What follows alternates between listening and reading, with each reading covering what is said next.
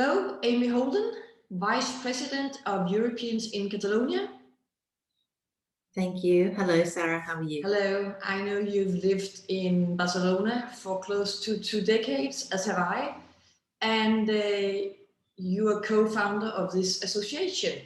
And therefore, I'll also be asking you questions regarding the upcoming general elections in Catalonia on the 14th of February, God and pandemia willing.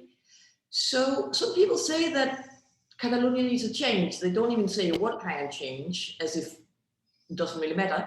And other people say Catalonia never changes, and if it does, it's only for the worse. So, Amy, what do you think should change in Catalonia if it were up to you?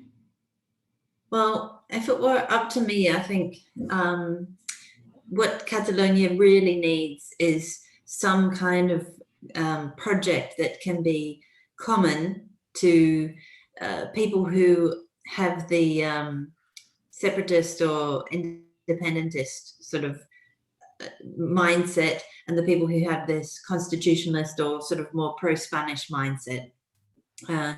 Because obviously it's been going on for hundreds of years. It has its rises and its falls, but we're just not going to get anywhere until we have some kind of consensus, about things that we can do.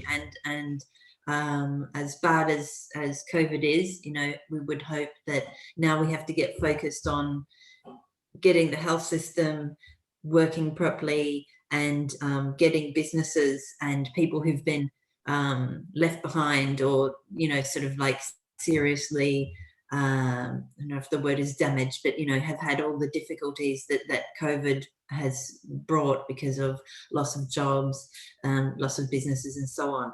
So the logical thing for me as an outsider who comes here and is not particularly what will be the word for it? It's like, I don't have a nationalist calling to either of those causes. Okay, so I come in and I think, objectively, what do we need? And I think this is what we need. I also think that is, completely lacking.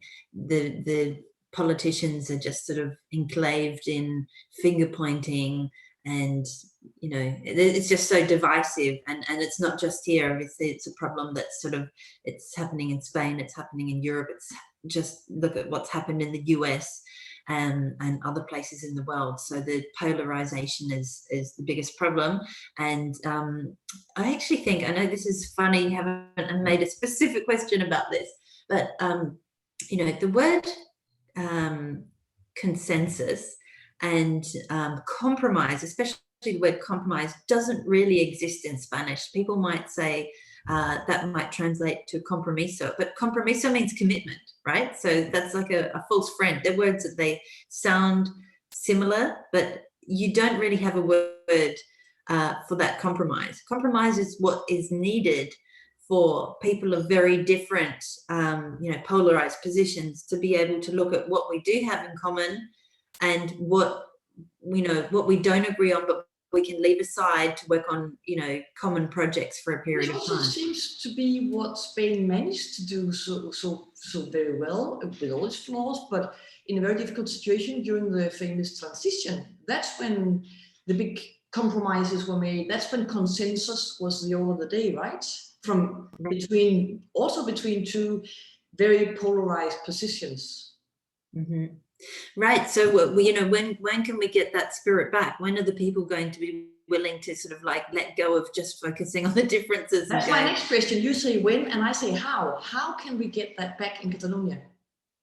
How can we get that back? That's a really good question. I would have thought that having all the difficulties of COVID would have been an inflection point where we can focus. I mean, what certainly happened was the sort of separatist camp lost the camera and the microphone.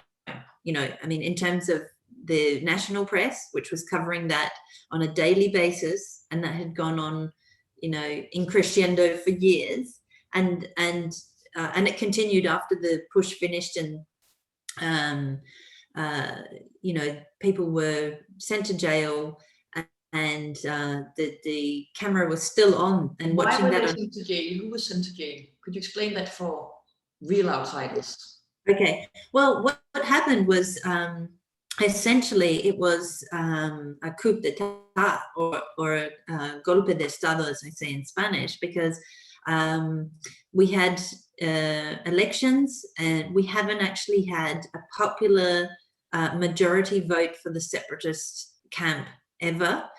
And however, they do tend to get control of the regional parliament of Catalonia just because of the way that the different votes are weighted, because they go by, you know, I'm sorry if I'm going to get this wrong, if it's not municipal area or comarca, you know, they go by areas, and each area has a certain amount of seats, and that gives a stronger representation to people who are in the countryside, as opposed to the city folk just sort of like always having absolute control. And in the day it was meant to So be rural fair. Catalonia changed to rule Catalonia over the citizens in Barcelona, because the Barcelona votes don't really weigh a lot in this system. Is that it? They weigh a lot less, sometimes less than half. So you need, you know, twice or triple the votes to get as many seats for a Barcelona seat. And rural Catalonia what ends tends up to be more nationalist, Catalanista, maybe. Yeah, so what happens is exactly they end up with the control of the parliament. And what happened in 2017 was that they used that control, not having any kind of mandate, not having a popular majority, and they went and declared independence, which is also an unconstitutional process. So there is a legal route for independence. So that would involve going to the national parliament, negotiating a national referendum on, you know, federalism or successionism or whatever, and for all of Spain. And because Spain is indivisible, so they would have to change that, which means a national constitutional change, and then use that new rule to go and, you know, do these local referendums. So according to the Spanish constitution, Spain is indivisible, and in order to change that, they would have to go through the hard work of actually convincing people beyond their own ranks and change the constitution. Is that what you're saying?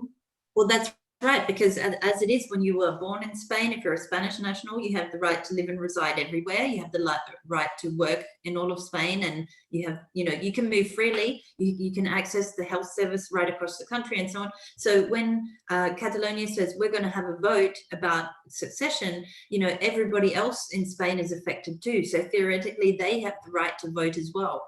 So as it is, the right doesn't exist, and it doesn't exist in any other, you know, United Nations treaties or other documents.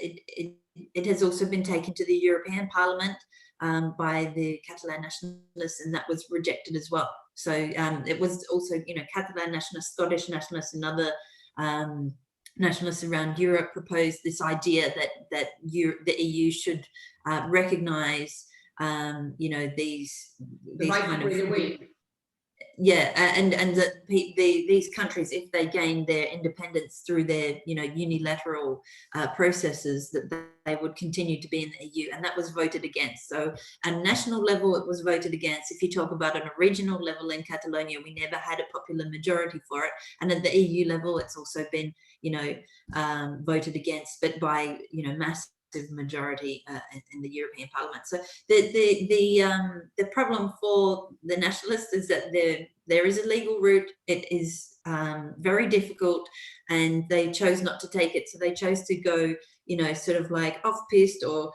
just, you know, do their own thing, mount their own referendum that wasn't within the legal framework.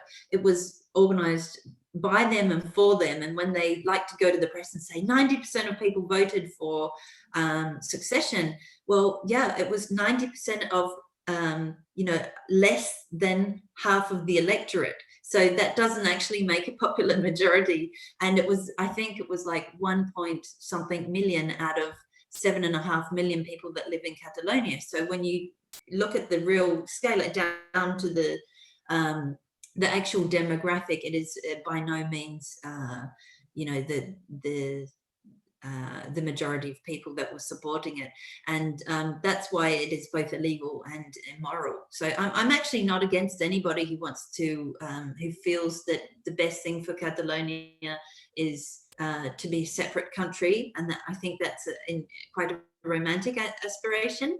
But I think it's really wrong, and that's why I could not support it when it happened.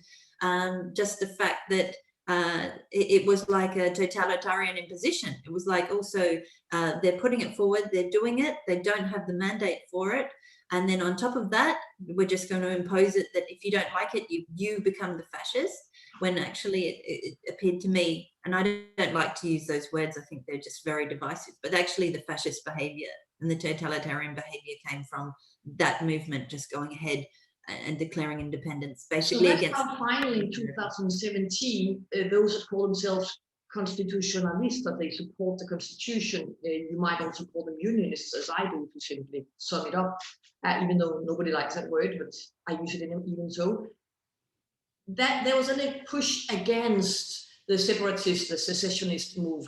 And that's how these two groups then were suddenly at loggerheads, because the non-Catalanists had been very quiet until then and let it all occur, basically. Then they started pushing it, and then we have the situation now of two groups that don't work together. And in order to change that, what should we be voting, those that can vote, on the 14th of February? Which political parties are best positioned to make the positive change now? Yeah, that's a very difficult one. I mean, I think the answer is no one. Yeah, the best way I like to say that they are, that they are the bridge. What a lot of constitutionalists don't like about them is that they have the sensation that they pander to the separatist camp. So they, the socialists. Yeah, the socialists. So but there needs to be some kind of what was the word that we were stuck on before? Not the consensus. There needs to be some compromise. To be able to move forward. So that's always going to make some people unhappy, but that are acceptable. So, for example, one of the things that the constitutionalist camp might need to compromise is that the politicians who are currently in prison, get out or get the indulto that they've been asking for, or whatever. So the separatist leaders who were sent to prison due to their infringement of the law are currently maybe on their way out. And you're saying that unionists or constitutionalists might have to accept that, but should these things should that be like a tit for tat? Should that be like a negotiation? Because normally when people go to prison, it's not for the politicians to say, oh, well, we forgive you. It shouldn't be, and it should be kind of a healthy mixture of prison politics and real politics.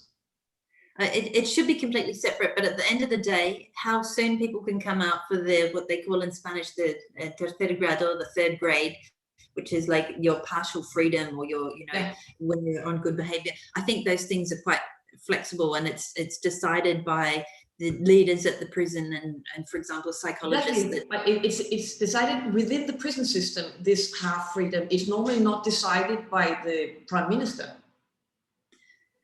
I don't know. I mean, personally, I'm actually not in favor of that. I personally would have preferred to vote that, last time we had what I thought was a great project with Ciutadans.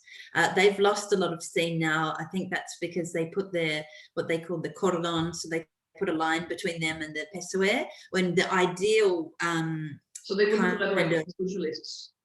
Yeah, so exactly. So the problem with the Ciutadans was that they always said liberal, anti-nationalist, pro-Spanish party started. Exactly. Yeah. So, but very, very, very central. So you've got these other anti-nationalist parties like Vox, but then you can get what you want on this front, but are you going to get really anti-nationalist, or are they just Spanish nationalists? Actually, yeah. So Vox are Spanish nationalists. And so within the unionist camp, there are some Spanish nationalists, and then there are anti-nationalists, people who are not, people maybe like you and me, who are simply against nationalism. whatever Exactly. And I'm against nationalism whatever everywhere. country So- it's rooting for. Mhm. Exactly. So I'm against the Brexit. I'm against other forms of nationalism around the world. And I think what happened in the United States is it's just another form of that, you know, kind of like a white supremacist nationalism. When United States is a very diverse country and should recognize that and embrace that. That's actually harking back to something George Orwell wrote very interestingly in his day about nationalism, that nationalism doesn't have to be about countries, when it can also be about groupings. But anyway, thank you to Amy Holden for a very interesting interview.